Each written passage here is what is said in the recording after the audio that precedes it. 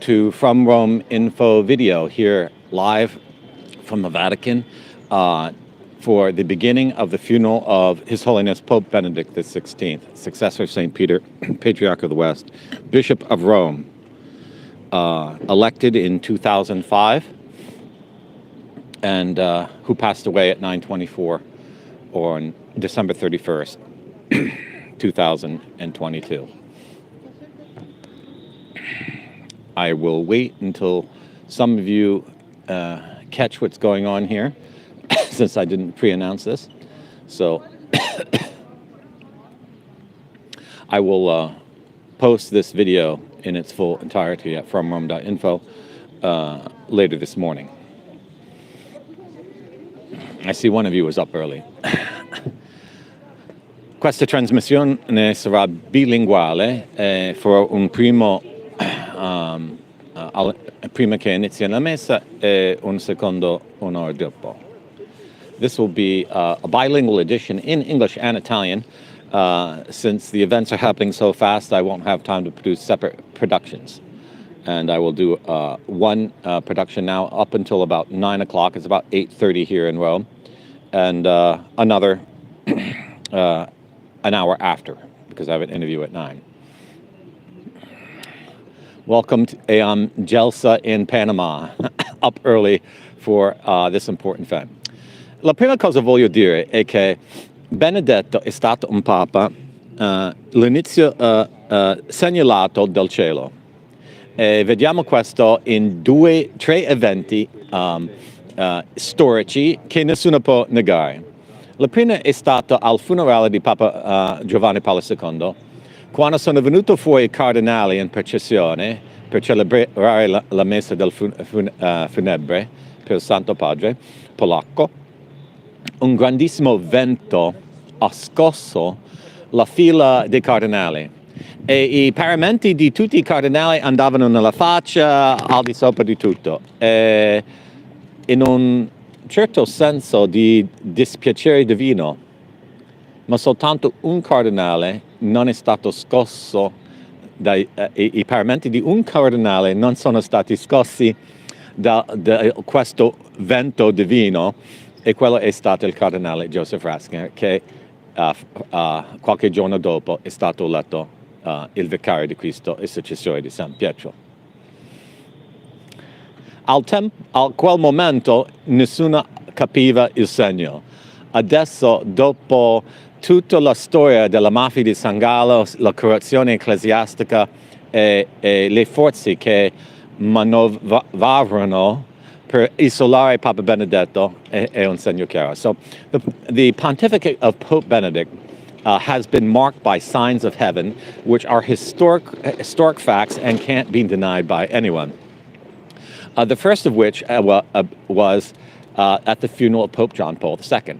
Because as the ceremony began and the cardinals processed towards the high altar, a wind came out of nowhere and blew their vestments all in the air, covering their faces. And it looked, if you watch the video, and you can find it on YouTube, it's quite clear that it was a sign of divine displeasure, that these people were just abhorrent to God.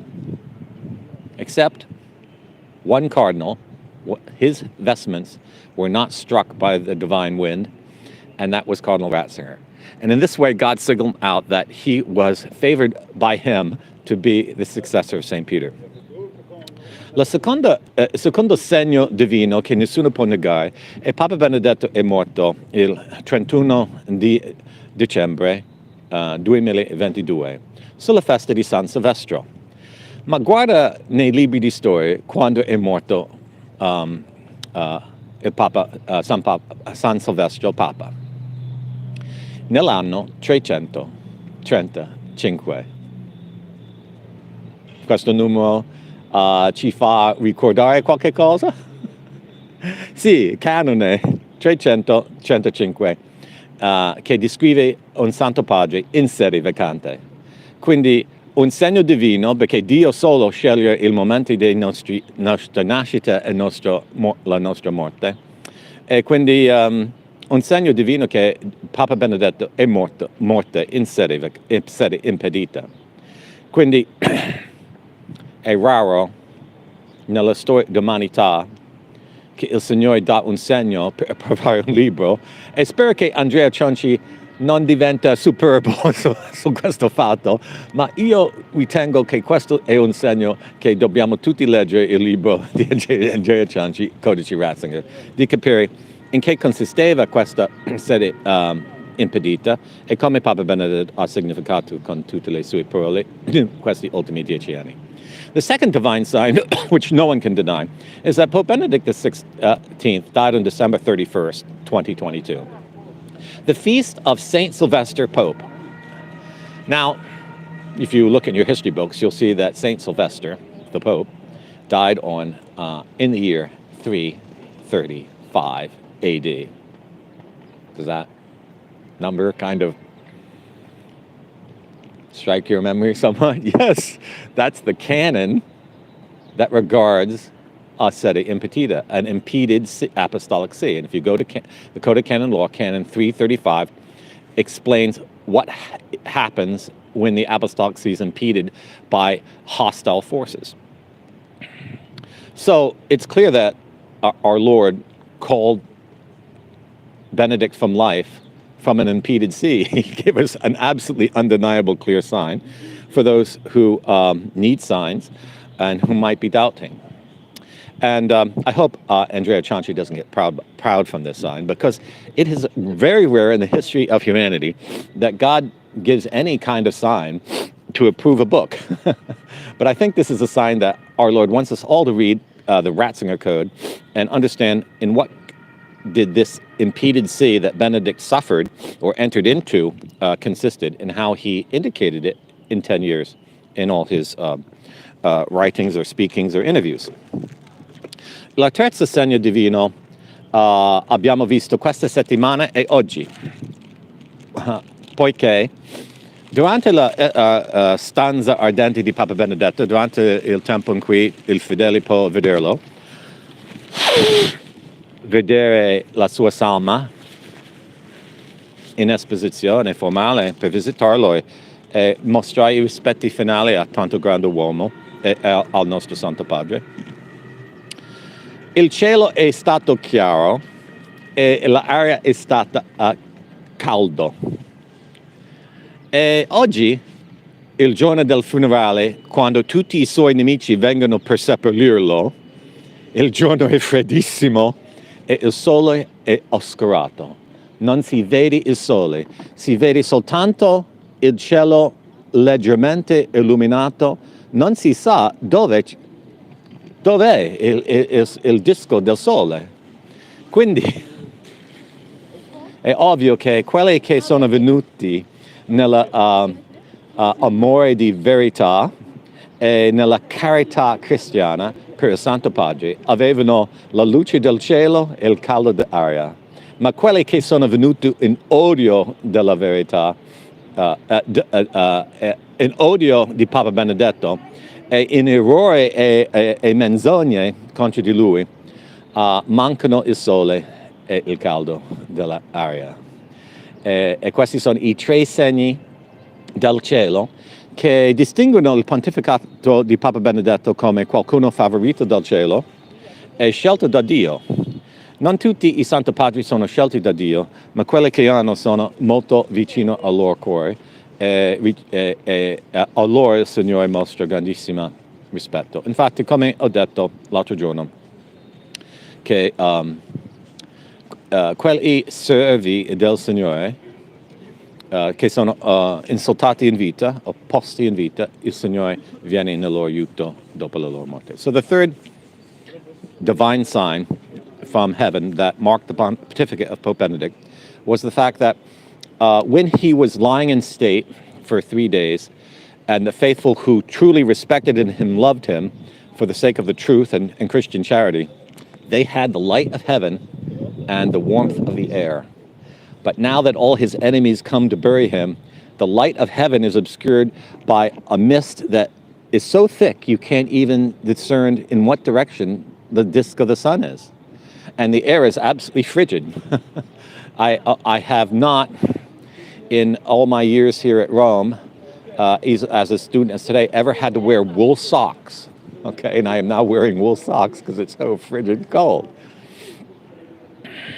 And this is an undeniable sign that God has vindicated his servant and his vicar on earth for having been hated so much by men and opposed even within and without the church. And this will go down in the history books, marking Pope Benedict XVI clearly as one of the popes, one of the rare popes in history that God chose and that God indicated beforehand. And this is not true of all popes, but if our Lord went to such extent in the pontificate of Benedict, that should make us think whether these popes since the Vatican Council were approved by God, because they didn't have any signs like that. È molto importante ricordare questi tre segni divini per il pontificato del Papa Benedetto, perché se il Signore ci ha dato questi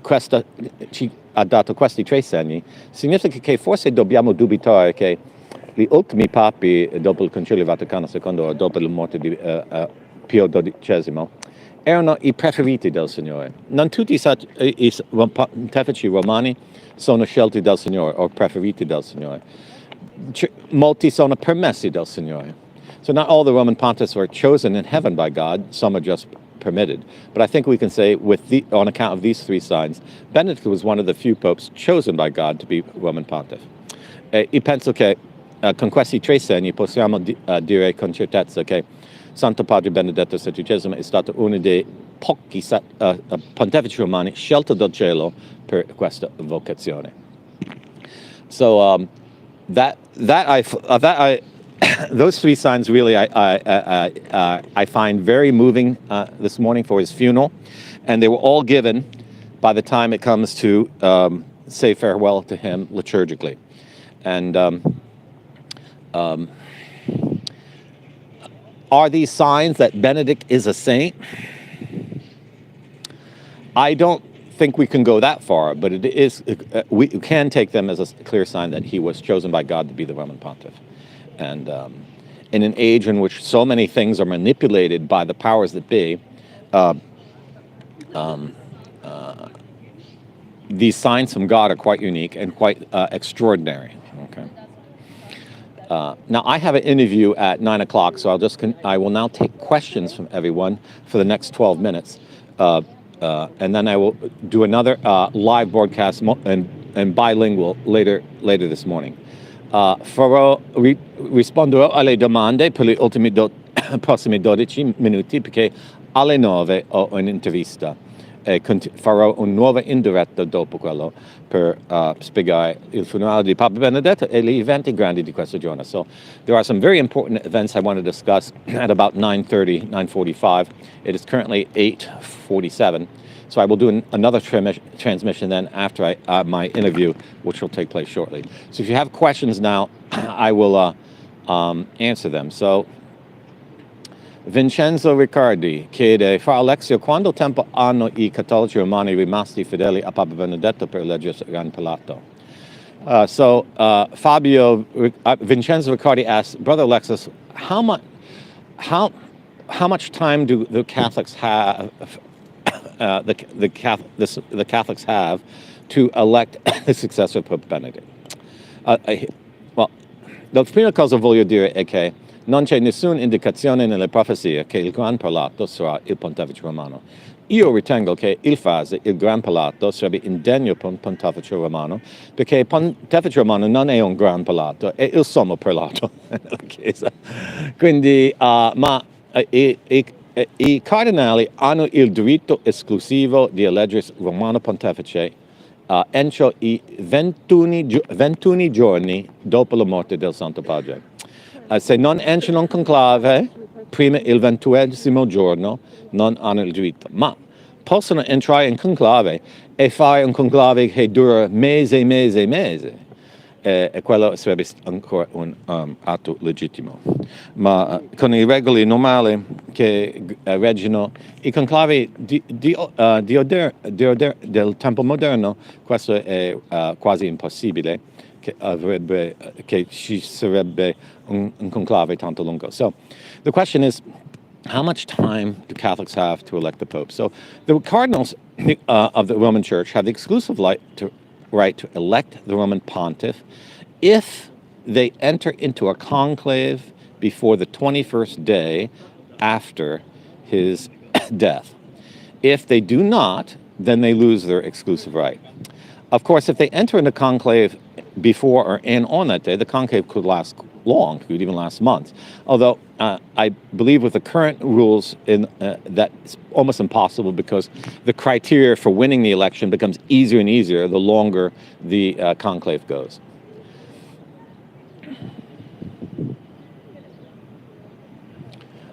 Bon asked me, will you be able to interview Cardinal Zen? I would love to. I don't know how to. I don't know where to find him, and I don't even know if he would want to interview me. So, Bon mi chiede se è possibile che faccia un'intervista del Cardinale Zen.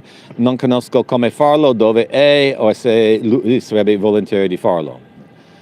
Gloria Mancini asks me, good morning, Brother Alexis. I heard on audio that Ganswein said that the legitimate successor of Peter is Francis. What do you think of this? And do you think he has difficulty in speaking? Gloria mi chiede, buongiorno Fra Alexis, ho sentito l'audio in cui Ganswein dice che il legittimo successore di Pietro e Francesco. Cosa ne pensa? Forse ha difficoltà a parlare liberamente. Quindi io non ho sentito un audio in cui lui dice queste cose.